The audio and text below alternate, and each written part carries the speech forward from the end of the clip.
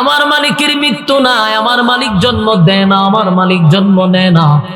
ওয়ালাম ইয়াকুল লাহু কুফুয়ান আহাদ, আমার মালিকের সমতুল্য, আমার মালিকের সমকক্ষ কেউ নাই। সুবহানাল্লাহ। তাহলে তুই কেমনে নিজের খোদা দাবি করস? এ ফেরাউন, তোরে খোদা না বলার কারণে আমার ঘরের দাসীরে হত্যা করলি, নিষ্পাপ বাচ্চাগুলারে আগুন দিয়া পুড়াইলি। তাহলে শোন, খোদা না মানলেই যদি মানুষকে হত্যা করা তোর কাজ হয়, তাহলে আজকে তোর স্পষ্ট আমি জানায়া দেই, তোর খাই, তোর পড়ি, তোর সংসার করি, তোর ঘরে তাইকা তোর খাইয়া আমি আসিয়া ঘোষণা দিলাম, আমি তোরে রব মানি না, আমি একত্ববাদী খোদার উপরে ঈমান আনছি, যার গুম নাই, যার তন্দ্রা নাই, যিনি জন্ম দেয় না, জন্ম নেয় না, যার শুরু নাই, যার শেষ নাই, যার সমতুল্য কেউ নাই, আমি সেই রবের উপরে ঈমান আনছি।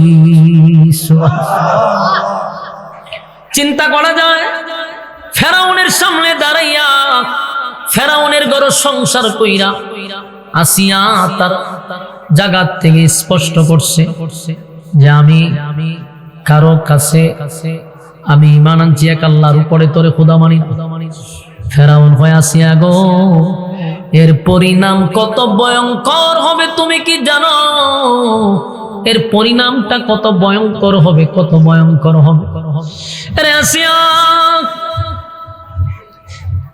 তুমি আমার ঘরে থেকে আমার বউ হইয়া যদি আমারে খোদা না মানো, বলো না মানুষ আমারে খোদা বলবে কেমনে? মানুষ বলবে খোদার বউ খোদারে খোদা মানে না। বলুন, ফেরাউন না যদি খোদা হয়, তার বউ হবে খুদি, তার বউ হবে আমি তোমার স্ত্রী, তোমার ঘর সংসার করি, তোমার সাথে চলি, তোমার সাথে শুই, তোমার সাথে কথাবার্তা বলি, কিন্তু সব ঠিক আছে, স্বামী হিসাবে মেনে নিলাম, কিন্তু রব হিসাবে মানতে পারবো না। কারণ আমি রব মানছি যার শরীক নাই, আমি রব মানছি যার সঙ্গে কোনো তুলনা নাই, আমি তো তারে রব মানছি। ফেরাউন হয়, ভো এটা তুমি মারাত্মক করলা, সারা দেশের মানুষ আমারে রব মানে, এখন যদি আমার বউ আমারে রব না মানে, তাহলে বলো না আমি মানুষের সামনে কেমনে মুখ দেখাবো? এরপরও আসিয়া তারে বোন বোন মাশাআল্লাহ পদোন্নতি বইছেন গা, গরম গরম যথেষ্ট পরিমাণ পদোন্নতি ভূমিকা রাখছে। এখন যদি আপনারা মানুষ না হইন, তার কিছু করার নাই, বসেন বসেন। আসিয়া ফেরাউনের ঘরে সংসার করে, ফেরাউন রেড ট্রেড দিছে, তুই আমারে কি করবি?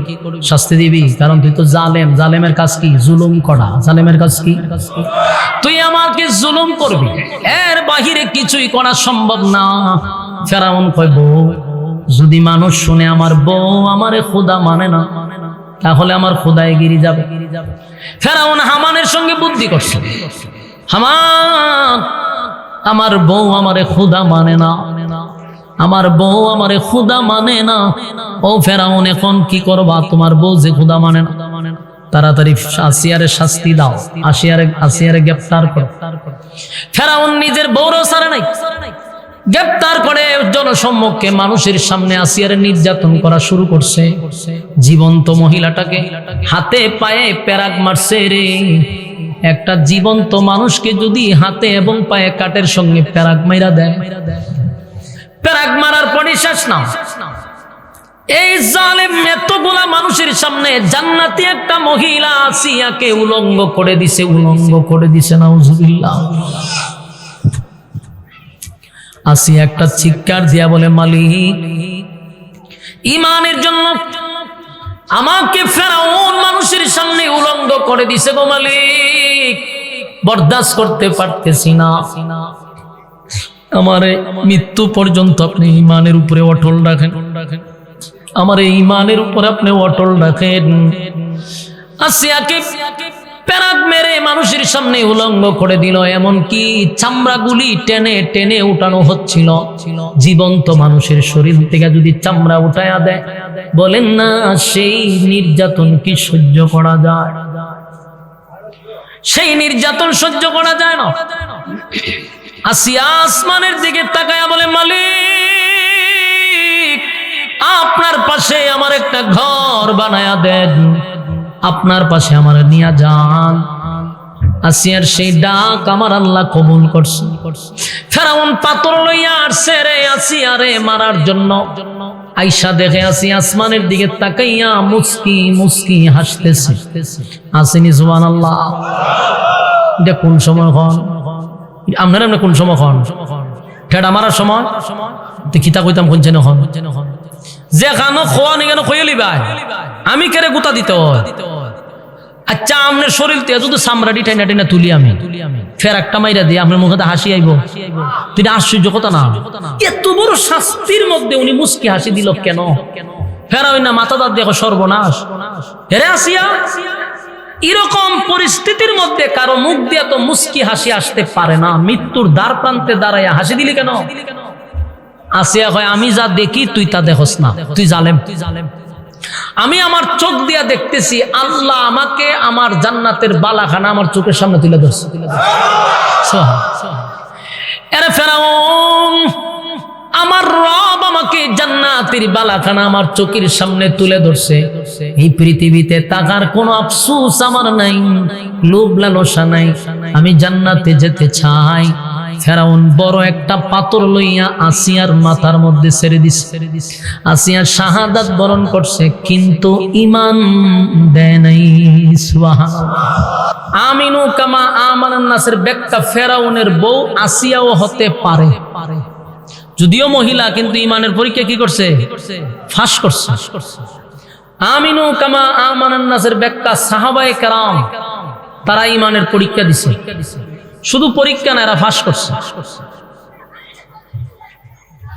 আপনারা এই চিল্লাচিল্লিটার কন্ট্রোল করতে পারলেন না, ভেট তো আপনারা কমিটিরা স্বেচ্ছাসেবক লাগে, এগুলা আগের থেকেই সবকিছু দায়িত্ব পালন করতে হয়, যে যারে কোন জায়গায় দায়িত্ব দিব এগুলো আগের থেকে মাহফিলের আগে লিস্ট করতে হয়।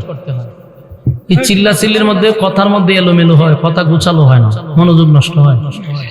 তো দেখেন আমরা ঈমান আনবো আসিয়ার মতো, ঈমান আনবো সাহাবায়ে কেরামদের মতো।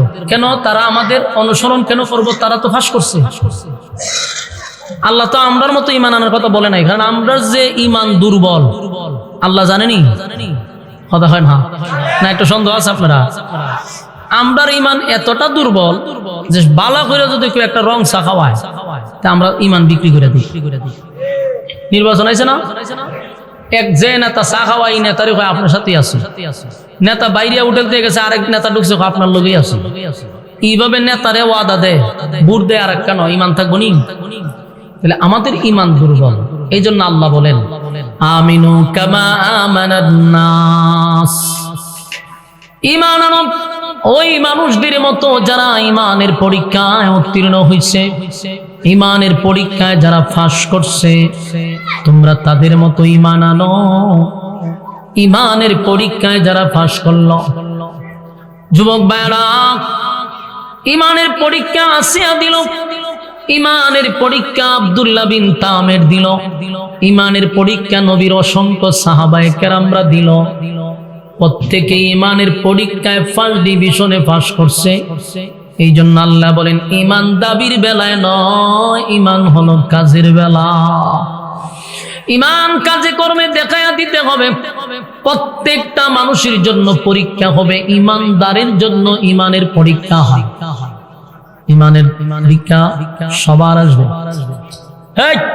আমি নিয়ন্ত্রণ করতাম এগুলা, কথা বন্ধ করতাম কি? আমি ওয়াজতে এত বিরক্ত লাগতেছে, আমি কি ওয়াজ করুম ভাই? আমার লাইফে আমি এরকম বিরক্তি করতো আমি বোধ করি না। এক তো আপনারা আমার সময়টা নষ্ট করে তুলছেন আধা ঘন্টা আগে, এর মধ্যে আপনারা নিয়ন্ত্রণ কথা কয়েক না। আমিনু কামা আমানান নাস, আল্লাহ রাব্বুল আলামিন বলেন ঈমানদার যদি হতে হয় তাহলে দাবির বেলায় নয়, দাবির বেলায় সবাই নিজের ঈমানদারি দাবি করে, এক ওয়াক্ত নামাজ পড়ে না। আপনারা এই এলাকাতেই দেখবেন কাক ছড়ে অনেক লোক আছে যারা জুম্মার নামাজও পড়ে না। আসেনি? এরকম একটা বেনামাজিরে আপনি জিজ্ঞাসা করেন, ভাই তুই তো নামাজ পড়স না, তোর ঈমান আসেনি? সে স্বাভাবিকভাবে উত্তর দিবে না, দুইটা লাভ দিয়া হইব, নামাজ না পড়লে কি হয়েছে, আপনার থেকে ঈমান আমার শক্ত আছে। আমি নিজের মুখে শুনছি এরকম বলছে, ঠিক না? ঈমান নাই তারপরে কই ঈমান আছে। ঈমান যদি আনতে হয় তাহলে তোমরা সাহাবায়ে কেরামদের মতো ঈমান আনো, আসিয়ার মতো আনো। আসিয়া ফেরাউন এত বড়,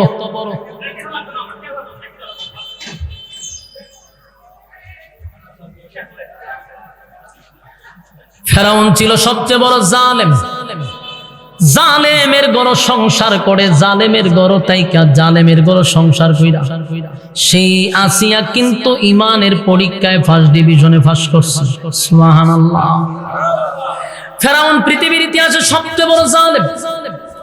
নিজেকে সে খোদা দাবি করত আর বলতো আমি তোমাদের রব। যারা তারে রব মানত না তাদের উপরে নির্যাতন শুরু করত। ফেরাউনের সবচেয়ে বড় যে নির্যাতনটা করত এটা হলো মানুষরে পেরাক মারত। কি মারত? জীবন্ত মানুষকে মাটিতে শুয়াইয়া পেরাক মেরে দিত, পেরাক মেরে দিত।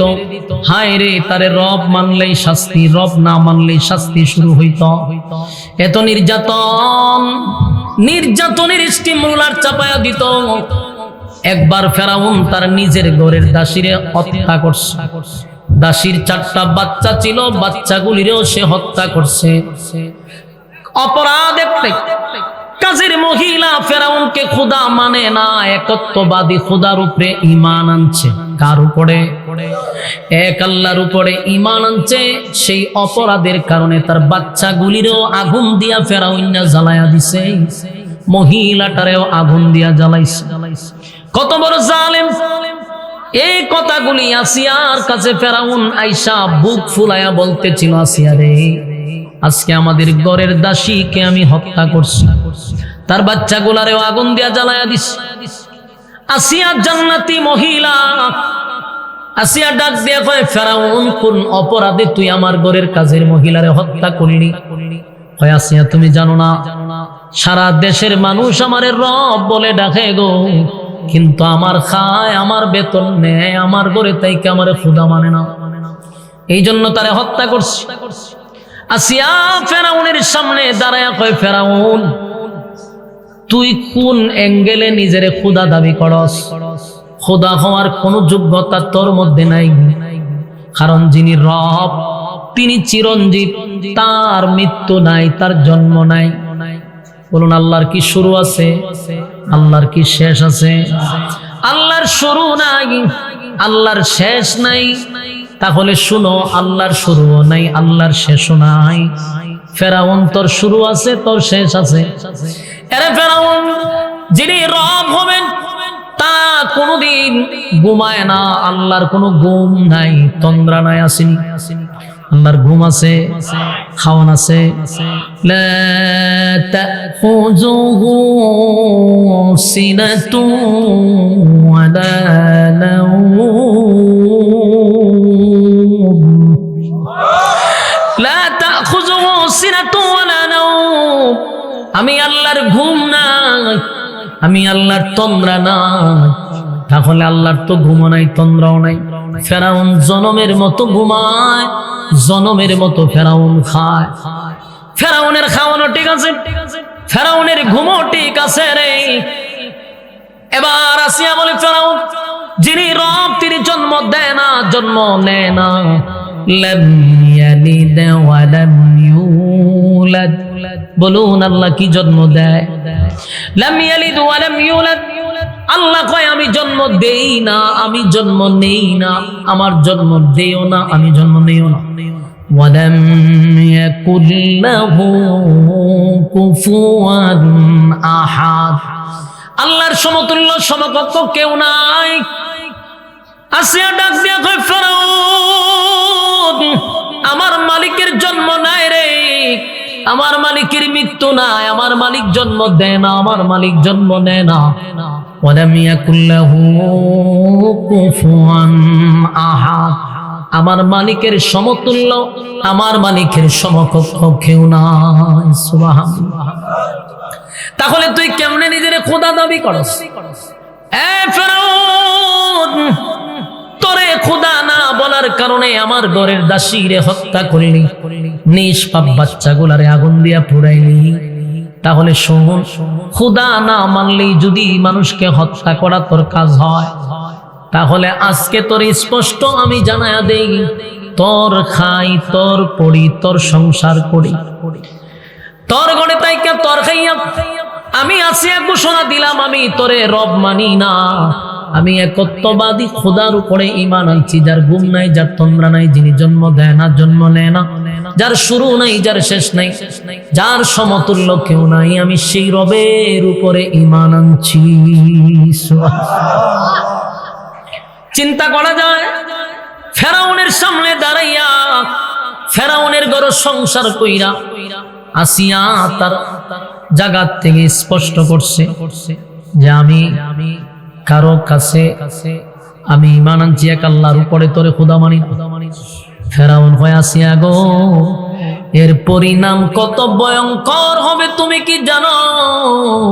এর পরিণামটা কত ভয়ঙ্কর হবে, কত ভয়ঙ্কর হবে। আরে আসিয়া, তুমি আমার ঘরে থেকে আমার বউ হইয়া যদি আমারে খোদা না মানো, বলো না মানুষ আমারে খোদা বলবে কেমনে? মানুষ বলবে খোদার বউ খোদারে খোদা মানে না। বলুন, ফেরাউন না যদি খোদা হয়, তার বউ হবে খুদি, তার বউ হবে খুদি।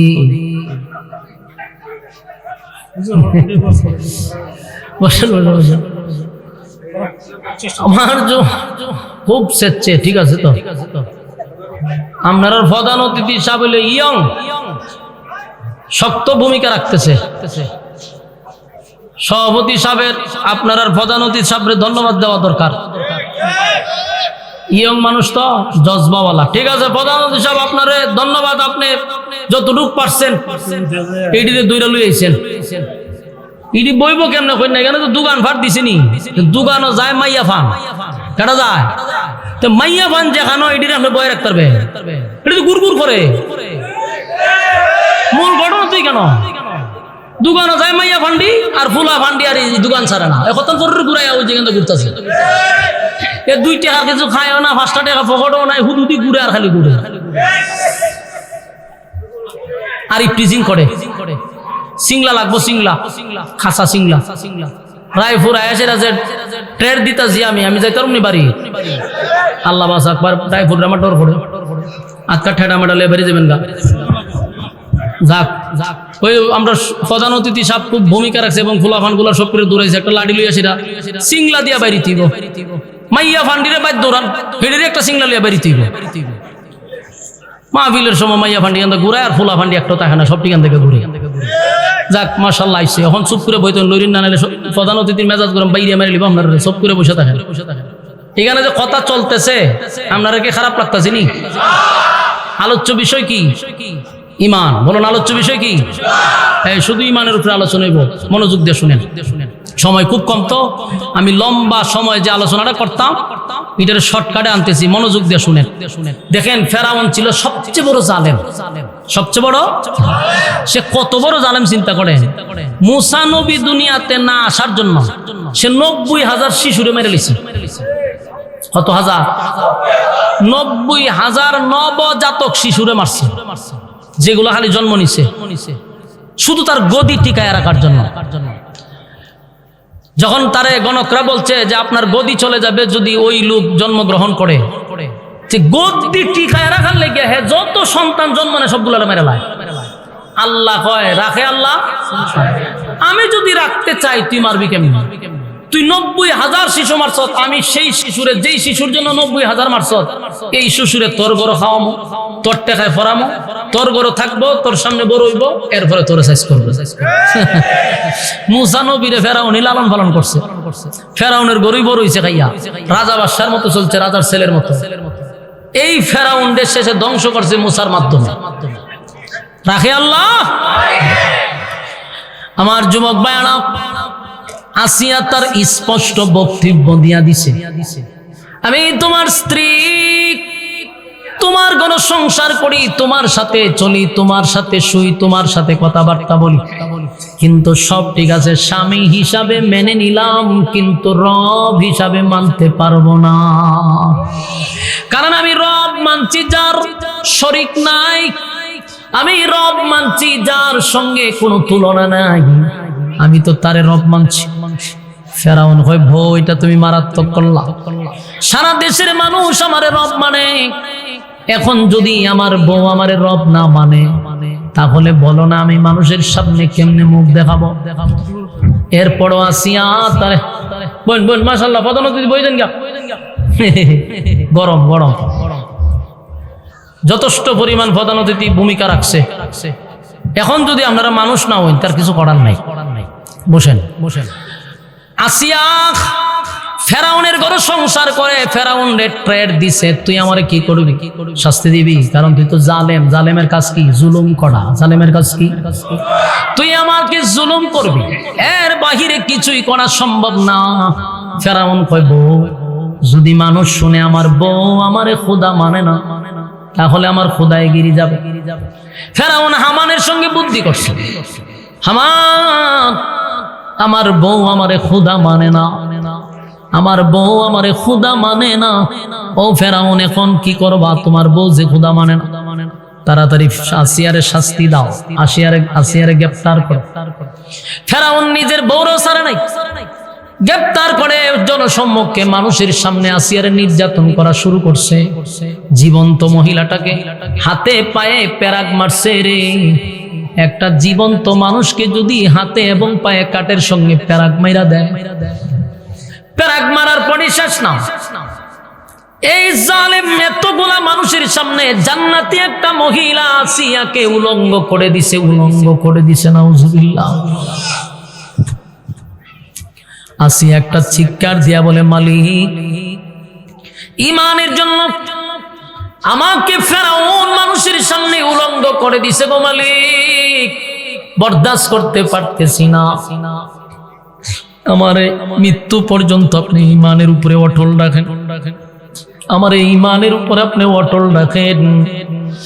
আসিয়াকে পেরাক মেরে মানুষের সামনে উলঙ্গ করে দিল, এমনকি চামড়াগুলি টেনে টেনে উঠানো হচ্ছিল। জীবন্ত মানুষের শরীর থেকে যদি চামড়া উঠায়া দেয়, বলেন না সেই নির্যাতন কি সহ্য করা যায়? সেই নির্যাতন সহ্য করা যায় না। আসিয়া আসমানের দিকে তাকায়া বলে মালিক আপনার পাশে আমার একটা ঘর বানায়া দেন, আপনার পাশে আমার নিয়ে যান। আসিয়ার সেই ডাক আমার আল্লাহ কবুল করছে। ফেরাউন পাথর লইয়া আসছে রে আসিয়ারে মারার জন্য। আয়েশা দেখে আসিয়া আসমানের দিকে তাকাইয়া মুস্কি মুস্কি হাসতেছে। আসেনি সুবহানাল্লাহ। এটা কোন সময় হন আপনারা, আমরা কোন সময় হন ঠেড়া মারার সময় কিতা কইতাম কোন যেন হন যে খানো খোয়া নি কেন খইলি ভাই আমি কেড়ে গুতা দিতে হয়। আচ্ছা আপনার শরীর থেকে যদি চামড়াটি টাইনা টাইনা তুলি আমি ফের একটা মাইরা দিয়ে আপনার মুখে হাসি আইব, তুই আশ্চর্য কথা না? এত বড় শাস্তির মধ্যে উনি মুস্কি হাসি দিল কেন? ফেরা ওই না মাথা দাঁত দেখো সর্বনাশ। হেরে আসিয়া এরকম পরিস্থিতির মধ্যে কারো মুখ দিয়ে তো মুস্কি হাসি আসতে পারে না, মৃত্যুর দ্বার প্রান্তে দাঁড়াইয়া হাসি দিলি কেন? আসিয়া কয় আমি যা দেখি তুই তা দেখোস না, তুই জালেম। আমি আমার চোখ দিয়া দেখতেছি আল্লাহ আমাকে আমার জান্নাতের বালাখানা আমার চোখের সামনে তুলে ধরছে। এরে ফেরাউন আমার রব আমাকে জান্নাতের বালাখানা আমার চোখের সামনে তুলে ধরছে। এই পৃথিবীতে তাকার কোনো আফসোস আমার নাই, লোভ লালসা নাই, আমি জান্নাতে যেতে চাই। ফেরাউন বড় একটা পাথর লইয়া আসিয়ার মাথার মধ্যে ছেড়ে দিছে। আসিয়া শাহাদাত বরণ করছে কিন্তু ঈমান দেয় নাই। সুবহানাল্লাহ। এই জন্য আল্লাহ বলছে আমিনু কামা আমানান নাস, ঈমান আনো ওই মানুষদের মতো যারা ঈমানের পরীক্ষা দিছে কিন্তু ঈমান দেয় নাই। আজকে আমাদের ঈমানটা কত দুর্বল হইলে আমরা মিনিটে ফল্টি মারি, ঠিক না বেটি? মিনিটে ফল্টি মারে। এখন কইছি এক কথা, কিছুক্ষণ পরে হয় আরেক কথা। তার মানে কথার কোনো সিস্টেম নাই, যারে মনে চায় তার এক কথা কয়ে বুঝাতে হবে। ঈমানের উপরে অটল থাকতে হবে। ঈমান হলো আমাদের জন্য একটা নিয়ামত। যাররা পরিমাণ ঈমানটা লইয়াও যদি কবরে যাইতে পারেন, আল্লাহ হয় যাররা পরিমাণ ঈমানের কারণে কোনো একদিন শাস্তি দেওয়ার পরে জান্নাতে উঠাবো। আর যদি ঈমান না লইয়া কবরে যান, কসম খোদার জান্নাতের গ্রাণ কোনোদিন আপনার নাকে আসবে না। এই জন্য ঈমান আমাদের বড় সবচেয়ে বড় নিয়ামত। দুনিয়ার সব দিতে রাজি, কিন্তু ঈমান দিতে রাজি না, ঠিক না বেঠে? আমরা সব দিব, ঈমান দিব না। ঈমানের জন্য যদি আমার দল ছাড়তে হয় দল ছাড়বো, ঈমানের জন্য যদি নেতা ছাড়তে হয় নেতা ছাড়বো, ঈমানের জন্য যদি ঘর ছাড়তে হয় আমি ঘর ছাড়বো, কিন্তু আমি ঈমান দিব না। ঘর যদি ছাড়তে হয় তাও ছাড়বো, সম্পদ ছাড়বো, মা বাপ ছাড়বো, সব ছাড়বো, কিন্তু আমার ঈমান তো আমি ছাড়তে পারবো না। কেন পারবো না? কারণ দুনিয়া ক্ষণস্থায়ী, এই পৃথিবী চিরস্থায়ী নয় গো। পৃথিবীটা চিরস্থায়ী নয়। আমরা কি সব সময় থাকবো? এই পৃথিবীতে কেউ থাকতে পারে নাই, আমিও না, আপনিও না। আমার দাদা চলে গেছে, বাবা চলে গেছে, আমিও চলে যাব, থাকার কোনো সুযোগ নাই। কিন্তু ঈমান ছাড়া যদি কবরে যাই, তাহলে দুনিয়াও হারাইলাম, পরকালও হারাইলাম। ঈমান ছাড়া যাবে না। ক্ষণস্থায়ী দুনিয়ার জন্য চিরস্থায়ী চিরস্থায়ী পরকাল তো আমি হারাইতে পারবো না। ওই মানুষটা সবচেয়ে বেশি বুদ্ধিমান, যে ক্ষণস্থায়ী দুনিয়ার জন্য পরকাল হারাইতে চায় না, সে বুদ্ধিমান। আর যেই ব্যক্তিটা ক্ষণস্থায়ী দুনিয়ার জন্য চিরস্থায়ী পরকাল হারায়া ফেলে, তার মতো বোকা পৃথিবীতে আর কেউ নাই। যত বড় ব্যারিস্টার হোক আর ইঞ্জিনিয়ার হোক, যত বড় শিক্ষিত হোক, যদি পরকাল হারায়া লায় তাহলে সে বোকা মানুষ, ঠিক না বেটি? আমার যুবক ভাইরা, আমিনু কামা আমানান নাস, ঈমানের জন্য তাহলে তাদের মতো ঈমান আনবো যারা ঈমানের জন্য সব ছাড়ছে, ঈমান ছাড়ে নাই। আল্লাহর নবীর একজন সাহাবী ঈমানের জন্য ঘর ছাড়ছে, ঈমানের জন্য মা বাপ ছাড়ছে, ঈমানের জন্য সম্পদ ছাড়ছে, কিন্তু ঈমান ছাড়ে নাই। আল্লাহ যে বলছে আমিনু কামা আমানান নাস, মূলত এটা সাহাবায়ে কেরামদেরকে বলছে তোমরা তাদের মতো ঈমান আনো। কারণ তারা দুনিয়াতে জান্নাতের সার্টিফিকেট পেয়েছে। বহু সাহাবীদেরকে আল্লাহর নবী ঘোষণা দিয়েছে, তুমি জান্নাতি, তুমি জান্নাতি, তুমি জান্নাতি। সুবহানাল্লাহ। নবীর সাহাবীরা ঘর ছাড়ছে, বাড়ি ছাড়ছে। আল্লাহর নবীর একজন সাহাবী নবীর কাছে কালেমা পড়ছে, পড়ার পরে কিছুদিন লুকিয়ে লুকিয়ে লুকিয়ে লুকিয়ে নবীর কাছে আইসা বয়ান শুনছে। নবীর কাছে গোপনে গোপনে আসতো রে। কোনো না কোনো ভাবে তার ফ্যামিলি এই খবরটা জেনে গেছে যে আমাদের সন্তান আব্দুল্লাহর পুত্র মুহাম্মদের কাছে কালেমা পড়ে ঈমান আনছে। যেই সাহাবীটা নবীর কাছে ঈমান আনছে, তার বাবা ছিল না। বাবার সম্পত্তি আর চাচার সম্পত্তি, দুটোটা সম্পত্তির মালিক হলো সেই সাহাবী। কারণ বাবা মরে যাওয়ার পরে তার মাকে বিবাহ করছে তার চাচা, চাচারও সন্তান নাই, শুধু এই ছেলেটা ছাড়া তার ফ্যামিলিতে আর কেউ নাই। তাহলে পুরা সম্পত্তির মালিক চাচারও বাবারও। তারা ছিল অনেক টাকার মালিক, সম্পদের মালিক। চাচা যখন শুনতে পারছে যে উজ্জা কালেমা পড়ে ঈমান আনছে, তার নাম ছিল আব্দুল উজ্জা, ইসলাম ধর্ম গ্রহণ করার আগে নাম ছিল আব্দুল উজ্জা। চাচা ডাক দিয়া বলে, উজ্জা, মানুষের কান থেকে মানুষের মুখ থেকে শুনলাম, এমনকি নিজের চোখেও দেখলাম তুমি আব্দুল্লাহর পুত্র মুহাম্মদের কাছে কালেমা পড়ছো, নিয়মিত তার কাছে আসা যাওয়া করো, ঘটনা কি সত্য? আল্লাহর নবীর সাহাবী বলেন, হ্যাঁ চাচা, যা শুনছেন তাই সত্য, আমি কালেমা পড়ে ঈমান আনছি। চাচা ডাক দিয়া বলে, বাতিজা, জানো নি এর পরিণাম কি হতে পারে? বাপ দাদার ধর্মের মধ্যে চুনকালি মারবা আর তুমি আমার ঘরে থাকবা, আমার সম্পদ ভোগ করবা, এটা তো হতে পারে না। তুমি এখনো সময় আছে, কালেমা ছেড়ে আমার আগের ধর্মে ফিরে আসো, আর না হয় 1 তোলা সম্পদ তোমাকে দেওয়া হবে না। আব্দুল উজ্জা ছিল তার নাম। নবীজি তার নামটা পরিবর্তন করে রেখে দিল আব্দুল্লাহ।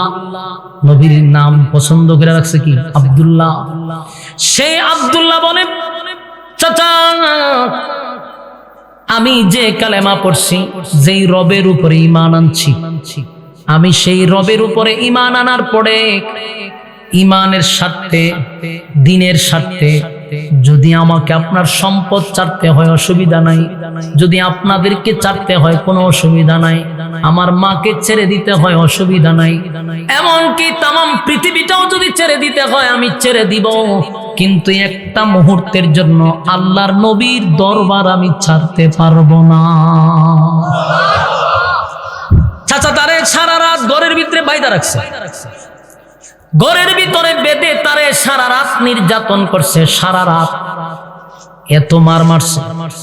যুবক একটা ছেলেরে এত নির্যাতন করছে, রক্তাক্ত কইরা ফলাইছে, মারতে মারতে তারে রক্তাক্ত করছে, কিন্তু একটা বারের জন্য সে এই কথা বলে না যে আমি কালেমা ছেড়ে দিব। চাচার শরীর ক্লান্ত হয়ে গেছে, এত নির্যাতন করছে রে, কিন্তু আব্দুল্লাহর একটাই কথা, জীবনটা দিব কিন্তু ঈমান আমি দিব না। আমার যুবক ভাইরা, সারা রাত নির্যাতন করার পরে আব্দুল্লাহ বেহুশ হয়ে পড়ে আছে। সারা দিন চলে গেল, হুশ ফিরার পরে আব্দুল্লাহ তাকায়া দেখে রাতভর নির্যাতন করছে, দিনের অর্ধেক চলে গেছে। চাচা তাকে বলে দিল, তুমি যদি এখনো মোহাম্মদের দরবারে যেতে চাও তাহলে যেতে পারো, কিন্তু শরীরে কোনো কাপড় রাখতে পারবা না, কারণ তোমার শরীরে যে কাপড়গুলো আছে সব হলো আমার টাকা, আমার সম্পদের অংশ, তাই যেতে হলে একেবারে উলঙ্গ অবস্থায় যেতে হবে। চাচার উদ্দেশ্য ছিল এত বড় একটা যুবক ছেলেকে যদি বলি উলঙ্গ হয়ে যাও, সে শরমে লজ্জায় আর মুহাম্মদের কাছে যেতে পারবে না।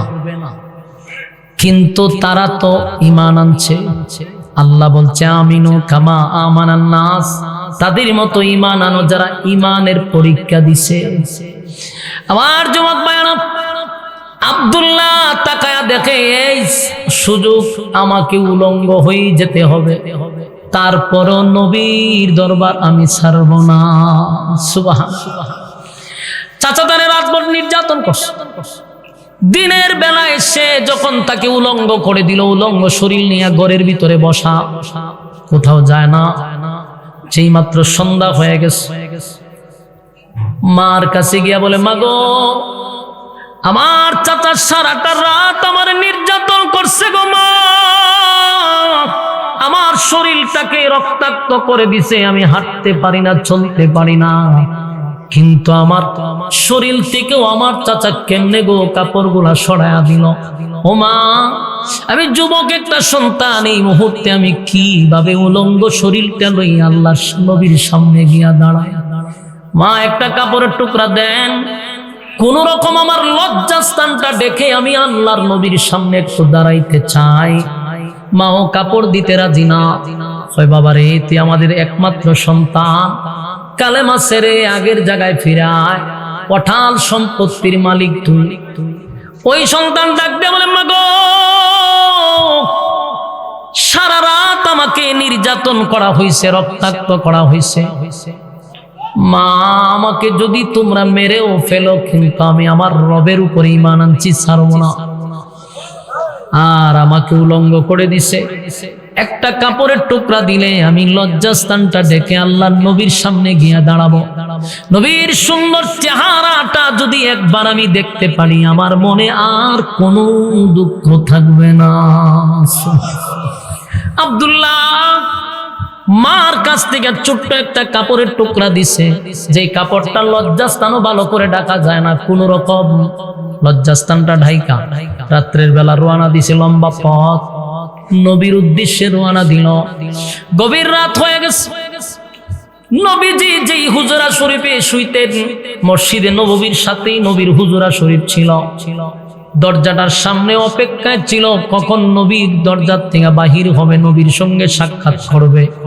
কিন্তু রাত তো গভীর, প্রচন্ড ঠান্ডা, শীতের মধ্যে উলঙ্গ অবস্থা, আর শরীরের মধ্যে আঘাতের চিহ্ন নিয়ে যখন আব্দুল্লাহ দাঁড়ায় আছে, আল্লাহর নবী যখন তাহাজ্জুদের জন্য ঘর থেকে বাহির হইছে, মসজিদে নববীর ভিতরে ঢুকবে, এমন সময় তাকায়া দেখে একটা মানুষ নবীর দরজার সামনে শুয়ে আছে।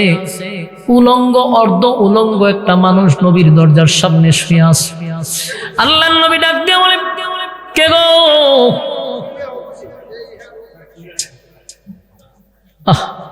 আপনার আর যদি বুঝ না থাকে, আর ছোট সুটকাদের কি বুঝ থাকবো? আমার যুবক ভাইরা, আব্দুল্লাহ নবীর দরজার সামনে শুয়ে আছে। নবীজি জাগ্রত হইয়া যখন এই পরিস্থিতিটা দেখছে, নবী আশ্চর্য হয়ে গেছে। ডাক দিলেন, আপনি কে? আর উলঙ্গ হয়ে এখানে কেন শুয়ে আছেন? সারা শরীরে আপনার আঘাতের চিহ্ন, ঘটনা কি? ওই সাহাবী ডাক দিয়ে বলে, আল্লাহর পয়গম্বর, আপনি আমার চিনতে পারলেন না গো নবী? আমি হইলাম আপনার যে নামটা আপনি রেখে দিছেন, আমি যে আব্দুল্লাহ নতুন নাম রাখছেন, আমার নাম উজ্জা ছিল, আপনি আমার আব্দুল্লাহ রেখে দিছেন গো নবী। আমাকে চিনার কথা না, আমার সারা শরীরে এখন আঘাতের চিহ্ন, রক্তাক্ত শরীর নিয়ে আপনার সামনে আসছি। আল্লাহর নবী তাকায়া দেখে, কিছুদিন আগে লোকটা আমার কাছে কালেমা পড়ছিল, খুব সেজে গুজে আসতো, বুঝাই যাইত তার অনেক সম্পদ। আল্লাহর নবী বলেন, আব্দুল্লাহ, আমি তোমারে চিনতে পারি নাই, কারণ তোমার চেহারা চিনার মতো কোনো অবস্থা এখন নাই। সারা শরীরের রক্তাক্ত অবস্থা, আর তোমারে এই অবস্থাটা বা কে করলো? তুমি একটা যুবক মানুষ, একেবারেই যে উলঙ্গ হইয়া দাঁড়ায় আছো, কেউ মারছে তোমারে? হুজুর, সারাটা রাত আমারে নির্যাতন করছে আমার আপন চাচা। আল্লাহর নবী, আমার কোনো অপরাধ নাই গো, চুরি করি নাই, কারো সম্পদ আমি দখল করি নাই, আমি ব্যভিচার করি নাই। আমার একটাই অপরাধ, একত্ববাদী খোদার উপরে ঈমান আনছি, আপনি নবীর কাছে কালেমা পড়ছি, এই অপরাধে সারাটা রাত আমার নির্যাতন করলো গো নবী। একটাই অপরাধ, আমি কেন ঈমান আনলাম? কিন্তু আল্লাহর পয়গম্বর, নির্যাতন করার পরে আমার চাচা আমার উলঙ্গ কইরা দিছে, আমি যেন আপনার কাছে না আসতে পারি। কিন্তু আল্লাহর নবী গো, আমি আমার চাচাকে বলছি আমার সম্পদের প্রয়োজন নাই, দুনিয়ার সব ছেড়ে আমি চলে আসছি শুধু আপনার সুন্দর চেহারাটার দিকে তাকায়া থাকার জন্য। আল্লাহর নবী তার এই দৃশ্য দেখে তারে জড়ায়া ধরছে। নবীজির শরীরে একটা চাদর ছিল, সেই চাদরটা তারে পড়ায়া দিছে। সুবহান। নবীর জুব্বার দাম আছে, নবীর জুব্বা যেতে পড়তে পারে না। নবীর জুব্বা আব্দুল্লাহর শরীরে যখন পড়ায়া দিছে, আব্দুল্লাহরে লইয়া নবী মসজিদে নববীতে ঢুকছে। সব সাহাবীরা অবাক হয়ে গেছে, সারাটা শরীর রক্তাক্ত, কিন্তু আবার শরীরের মধ্যে নবীর জামা দেখা যায়। সাহাবীরা আশ্চর্য হইয়া কয়, নবীর জামা তার শরীরে, তার কত না ভাগ্য, আমরা নবীর সাহাবী হইয়াও জুব্বা পাইলাম না। আর সবে মাত্র কালেমা পড়ার সাথে সাথে এই লোকটা নবীর জুব্বা পেয়ে গেল। আল্লাহর নবী ফজরের নামাজ পড়ার পরে সালাম ফিরাইয়া সাহাবীদেরকে নিয়া মসজিদে নববীর মধ্যে আব্দুল্লাহর সামনে আইনা কয়, আব্দুল্লাহ রে, আমি এই মুহূর্তে দুইটা হাত আল্লাহর দরবারে উঠাবো এবং আমার আব্দুল্লাহর জন্য আমি দোয়া করব, আমি যা চাইবো আমার আল্লাহ এখন তোরে তা দিবে। সুবহানাল্লাহ। আব্দুল্লাহ, আমি তোমার কাছে জানতে চাই, তোমার কোনো চাহিদা আছে, তোমার কোনো চাওয়া পাওয়া আছে? যা বলবা আমার আল্লাহ এখন তা দিব। সুবহানাল্লাহ। কোন জানে এমন সুযোগ যদি আমরা পাইতাম যে যা চামো তা 100% পাবো, আমরা কি চাইতাম? কোন চাই কি তা পাইতাম? আমি কইতাম বলে ডক্টর অনুসারে বাদ দেন, আমারে বসান, ঠিক না বেটি? যে আমার ক্ষমতাটা দিলাম, আপনারা কইলে আপনার এই ক্ষতি হইতেন, বলে আমার নাইলে আপনারা রায়পুরের এমপি বানাই দিলাম, আর নাইলে আমার ঢাকা শহরে একটা গুলশান বাড়ি ঘুরে দেন, নাইলে বিদেশে একটা বাড়ি ঘুরে দিলাম। আমরা তো দুনিয়াই চাইতাম, ঠিক না বেটি? আর আমি যে একবার বালা মানুষ এমনটা না, আমি কমপক্ষে যদি বালা জিনিসও চাইতাম তাও কইতাম যে আমার মাদ্রাসার 5 তলা একটা বিল্ডিং করে দিলাম। যদি একবার কমও চাইতাম তাও কইতাম যে আমার মাদ্রাসার একটা বিল্ডিং দরকার, একটা মসজিদ দরকার, সেটা করে দিলাম। কিন্তু এরা তো নবীর সাহাবী। সুবহানাল্লাহ। আব্দুল্লাহর নবী বলে, আব্দুল্লাহ এখন তুই যা চাইবি আমি খালি হাত তুলব, আল্লাহ দিতে প্রস্তুত, বল কি চাস? আব্দুল্লাহ, হুজুর এটা কি সত্য? দিব, দিব, আমি চাইলে দিব, দিলে ভালো, আপনি একটা দোয়া করেন আল্লাহর কাছে, আল্লাহ যেহেতু চাইলে দিয়ে দিব, তা আপনি আল্লাহরে কোন আমার যেন শাহাদাতের মৃত্যু দান করে। সুবহানাল্লাহ। নবীর সাহাবী। আমিনু কামা আমানান নাস, ঈমান আনো ওই মানুষদের মতো কেন বললেন? তারা ঈমানের পরীক্ষা দিছে। সুবহানাল্লাহ। আপনি বললেন দোয়া করেন আল্লাহ যেন আমার ঈমানের শহীদ, আমার শাহাদাতের মৃত্যু দান করে, আমি যেন হাসরের মাঠে শহীদ হইয়া দাঁড়াইতে পারি, দোয়া করেন। আল্লাহর নবী, আল্লাহ আমার আব্দুল্লাহর জন্য আপনি বেঈমানদের তরবারি হারাম করে দেন। উল্টো হয়ে গেছে না? উনি চায় শাহাদাতের মৃত্যু, আর নবী হয় বেঈমানদের তরবারি আব্দুল্লাহর জন্য আপনি হারাম করে দেন। তার মানে বেঈমানটা তরবারি দিয়ে ওনারা মারতে পারবে না। আব্দুল্লাহ হুজুরি কি দোয়া করলেন? আমি শাহাদাতের মর্যাদা চাই, আমি শহীদি মরণ চাই। সেই আব্দুল্লাহ মারা যেদিন গেছে জ্বরে আক্রান্ত হইয়া যুদ্ধের ময়দানে যাওয়ার সময় রাস্তায় মারা গেছে। রাসূল ঘোষণা দিছে, আল্লাহ আমার আব্দুল্লাহরে শহীদের মর্যাদা দান করছে। নবী আব্দুল্লাহর জানাজা পড়াইছে। সুবহানাল্লাহ। আল্লাহর হাবিব জানাজা পড়াইলো আব্দুল্লাহ। জানাজা পড়াইয়া কবরে রাখার সময় নবী একটা ঘোষণা দিছে, আল্লাহ আমি আব্দুল্লাহর প্রতি খুশি, আপনি মালিকও আব্দুল্লাহর প্রতি খুশি হয়ে যান। সুবহানাল্লাহ। সাহাবীরা কান্নার রোল ফালায়া দিছে, কত ভাগ্য নিয়ে সে মারা গেছে রে, আমার নবীর জবান দিয়া বলছে আব্দুল্লাহর প্রতি আমার নবী খুশি। সুবহান। দেখেন ঈমানের জন্য ঘর ছাড়ছে, ঈমানের জন্য সম্পদ ছাড়ছে, কিন্তু ঈমান বিক্রি করে নাই। আল্লাহ বলে ঈমানের এত দাম, এত মর্যাদা, আমিনু কামা আমানান নাস, ঈমান আনতে গেলে ওই মানুষদের মতো আনো যারা ঈমানের পরীক্ষা দিছে। যদি ঈমান আর নেক আমল লইয়া কোনো বান্দা বান্দি কবরে আসে রে, আল্লাহ বলেন কাদাত লাহুম জান্নাতুল ফিরদাউসি নুজুলা, আমি আল্লাহ ওয়াদা দিলাম জান্নাতুল ফিরদাউস, আমি বান্দা বান্দীদেরকে জান্নাতুল ফিরদাউসের মেহমান বানায়া দিব। সুবহানাল্লাহ। জান্নাতুল ফিরদাউসের মেহমান হইতে গেলে 1 নাম্বার হলো ঈমান, 2 নাম্বার হলো নেক আমল। এই যে আপনারা জোর করে কেন ঢুকানি হইছে, অসংখ্য পোলাপানগুলি ঢুকতে চায় নাই। আমাদের ভাই যখন তারারে জোর করে ঢুকাইছে, বলুন আপনারা লস না লাভ? লাভ লস বুঝে না তো এরা, কখনো বুঝতে রাজি না, মনে মনে কুক্কা ফাজা আমার হুদুদি কেন ঢুকাইছে। এটা এই ধরনের লোক না, এ যাইতো গা কেন মেলা যাইতো গা, বুঝছেন নি ঘটনা? মেলাতে টানে। এই যেখানে বসছেন একটা এত যদি শূন্য থাকেন, তাহলে প্রতিটা হরফে 10টা করে নাকি আপনার আমল নামায় ঢুকে গেছে। তাহলে ঈমান এবং নেক আমল লইয়া কবরে যাইতে পারলে চিরস্থায়ী জান্নাত পাবেন। তবে একটা কথাই বলে যাই, ঈমানের ব্যাপারে কোনো ছাড় চলবে না। ঠিক কিনা বলেন? ঈমানের জন্য যদি দল না থাকে আমি দল করব না, ঈমানের জন্য নেতা ছাড়তে হলে নেতা ছাড়বো, গড় ছাড়বো, ঈমানের বেলায় কোনো ছাড় চলবে না। আমরা সব বরদাস্ত করতে পারি, কিন্তু ঈমানের ক্ষেত্রে কোনো বরদাস্ত করা যাবে না। কারণ ঈমান হলো আমার মূল ফাউন্ডেশন। এটা আছে আমি আসি, এটা নাই কুত্তা বিলের চেয়ে আমি নিকৃষ্ট।